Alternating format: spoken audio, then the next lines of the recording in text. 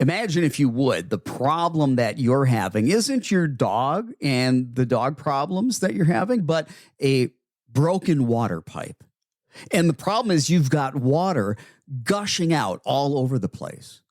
And so you're like, I need to find a professional. And you contact me because I'm a plumber. And you say, Will, hey, I've got this problem. I've got a broken water pipe. I've got water gushing out all over the place. How do we fix this problem? Well, the first thing that I'm going to tell you to do is what? Yeah, turn off the main water valve. Now, that does not fix the broken water pipe. But I don't care how hard we work.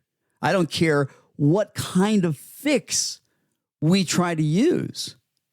We are never going to change or fix that water pipe until we turn off the main water valve. And it's only once we've turned off the main water valve that we can even apply some kind of solution, some kind of fix, and have any success.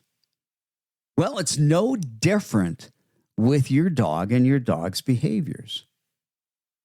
We can't even begin to work on a fix and a solution to your dog's behavior problem until you start avoiding all of the triggers. All that and more in 60 seconds. Raised by wolves with canine DNA in his blood, having trained more than 24,000 pets, helping you and your fur babies thrive. Live in studio with Will Bangura, answering your pet behavior and training questions. Ladies and gentlemen, please welcome your host and favorite pet behavior expert, Will Bangura. Would you like to go on? Y'all ready for this?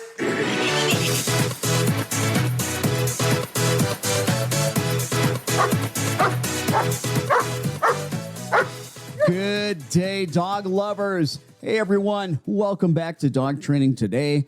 I'm your host, Will Bangura. And on today's episode, I'm going to be diving into a topic that's often overlooked by many pet parents and, quite frankly, even by many trainers.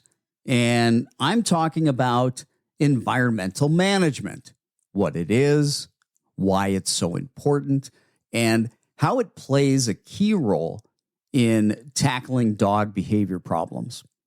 Now, I know that might sound like a lot, but stick with me. By the end of this episode, I promise you'll have a solid understanding of why managing your dog's environment is the first and most crucial step in addressing behavior issues. All right, so let me set the stage here with a little simple analogy. And the analogy is how I open the show. Imagine that you've got a broken water pipe in your house. What's the very first thing you need to do before you even think about fixing the pipe? That's right. You've got to turn off the main water valve. I mean, it wouldn't matter how hard you work to fix the pipe if water was still gushing out, right? You'd just be fighting a losing battle. So turning off the water isn't the fix, but it's an essential first step. Well, the same thing applies when we're talking about dog behavior problems. When your dog is acting out, whether they're barking at, say, the mailman, lunging at other dogs on walks, or even growling at guests, there's a main valve. There's a main valve in their environment that we need to turn off before we can fix the behavior. And that's where environmental management comes in. So, what exactly is environmental management? Well, in simple terms, it means adjusting your dog's surroundings to remove or greatly minimize the triggers that cause the unwanted behavior. Now, this is not the fix to the behavior problem itself. But just like shutting off the water valve, it's the first step that allows us to actually begin the process of behavior change.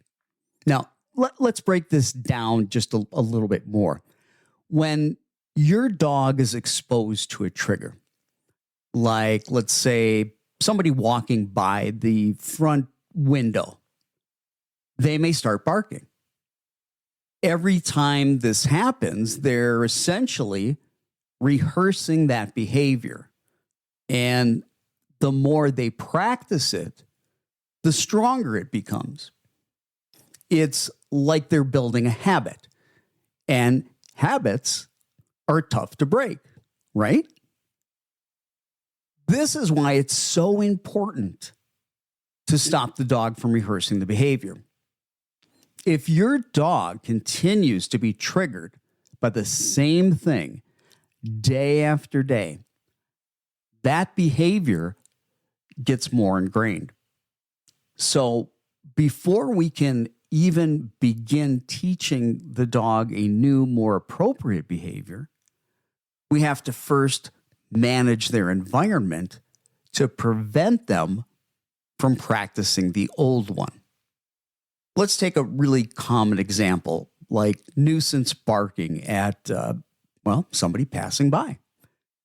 So your dog sees someone walk by the house and they bark. And then the person walks away. Well, from your dog's perspective, they think, I barked and the person left. Mission accomplished. It reinforces the barking, making it more likely to happen again the next time someone passes by. Because as far as the dog is concerned, the person walking by, well, hey, they're kind of scary. And then their behavior is bark, bark, bark. And the scary people now are gone. As far as the dog is concerned, it was their barking that caused the scary people to go away. And that behavior then becomes functional. And the consequence, meaning the individual walking away as a result of the barking, is what reinforces and strengthens that barking to happen again in the future because it worked. Now, you and I both know the person walking by was probably going to walk by anyway. They weren't going to stay. But in the dog's mind, it's the sequence of events.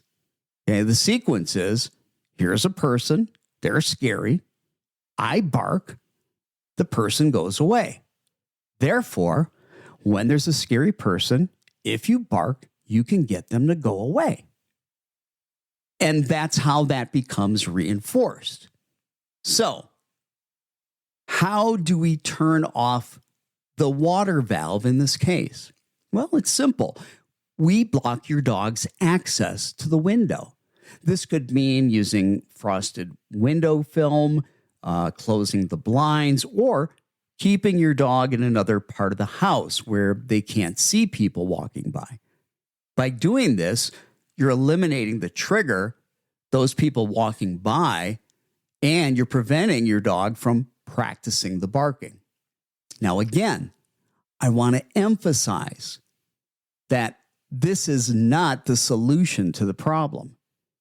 Just because you're blocking the trigger doesn't mean the behavior is fixed.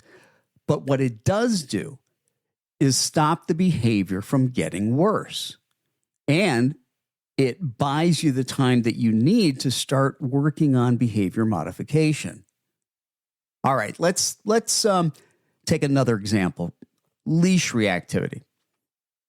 This is when a dog barks, lunges, or maybe growls at other dogs or people while out on a walk. The trigger here is other dogs, people, or even things like bicycles if a dog reacts to that. If you keep walking your dog in the same environments, exposing them to the same triggers, the reactive behavior is only going to get more entrenched. So how do we manage this environment? Well, we could change the route that you walk. Take the dog out perhaps during quieter times of the day, or even create more distance between your dog and the trigger, perhaps by crossing the street. Again, this isn't a fix, but it's crucial for preventing your dog from continuing to rehearse that lunging and that barking, that reactive behavior. And this principle applies to even more serious, more complex behaviors too. Let's talk about something like aggression towards strangers, towards guests. Now, this can be incredibly dangerous if not handled properly, and allowing your dog to continually interact aggressively with guests before any behavior modification is done can actually make the problem worse. In cases like this, environmental management might mean putting your dog in a separate room, putting the dog maybe behind a baby gate or in a crate when guests come over.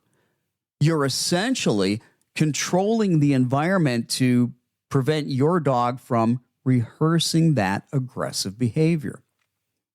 So, why is this step so often overlooked? Well, I think a lot of people, including some trainers, believe that they can just dive into training and solve the problem right away. But without addressing the environment, without first turning off that main water valve, we're setting the dog up for failure.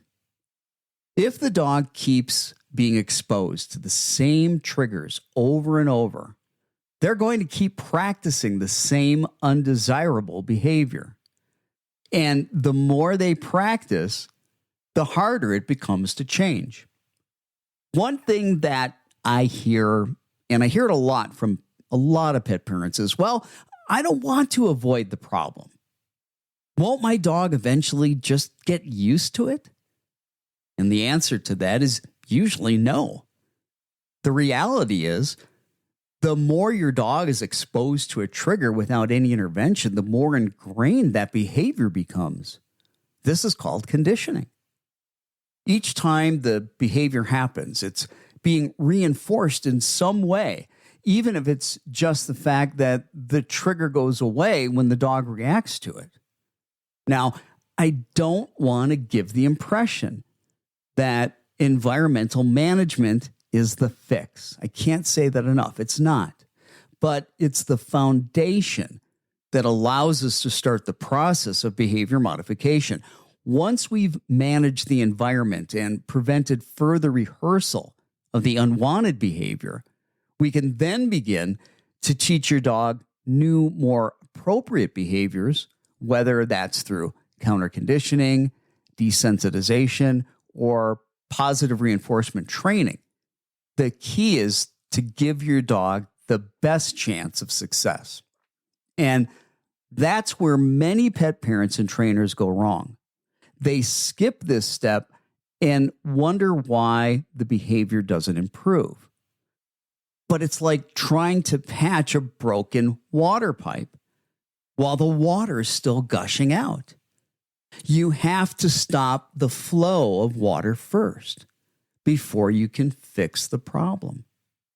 So, to sum things up, if your dog is struggling with behavior problems, the first thing you need to do is manage the environment.